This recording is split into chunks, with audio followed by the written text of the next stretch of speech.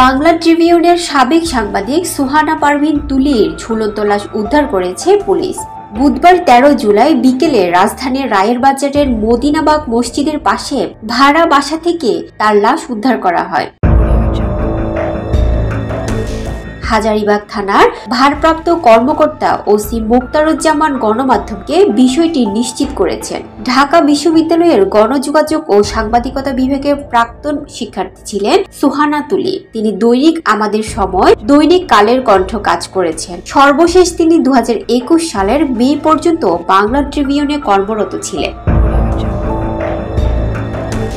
এরপর কিছুদিন একটি বেসরকারি প্রতিষ্ঠানে কাজ করেছেন। সম্প্রতি একটি অনলাইন শপ খুলে নারী উদ্যোক্তা হিসেবে আত্মপ্রকাশ করেছিলেন তুলি। সুহানা তুলি ঢাকা সাংবাদিক ইউনিয়নের সদস্য ছিলেন। বুধবার সকালে নন্দিতা তাবাসসুম নামে এক বান্ধবী তাকে ফোনে পাচ্ছিলেন না। ফোনে সাড়া না পেয়ে তিনি হাজারীবাগে তুলির বাসায় আসেন। দরজা নক করে সাড়া না পেয়ে নিরাপত্তারক্ষীকে সঙ্গে নিয়ে ভেতরে প্রবেশ করেন। বাসায় ঢুকে ঝুলন্ত অবস্থায় দেখে সবাইকে খবর দেন। ঘটনাস্থল থেকে হাজারীবাগ থানা পুলিশ তার লাশ উদ্ধার করে ময়নাতদন্তের জন্য শহীদ সোহরাওয়ার্দী মেডিকেল কলেজ হাসপাতালে পাঠিয়েছে। ক্রাইম সিন ঘটনাস্থলের আলামত সংগ্রহ করেছে। পুলিশ জানায় ওই বাসায় 6 তলার 2য় তলায় থাকতেন তিনি। বান্ধবীর সঙ্গে ওই বাসায় ভাড়া থাকতেন। বিকেলে তার ঝুলন্ত লাশ উদ্ধার করা হয়।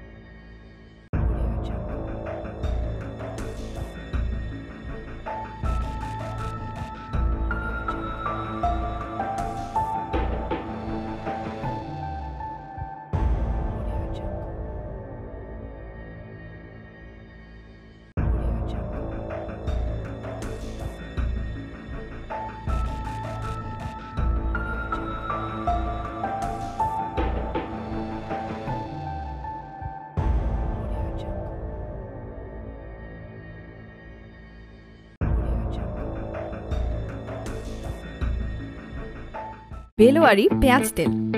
পেঁয়াজের রস চুল পড়া কমাতে যুগ যুগ ধরেই প্রমাণিত। অর্ডার করে আনিয়ে নিন বেলোয়ারি পেঁয়াজ তেল।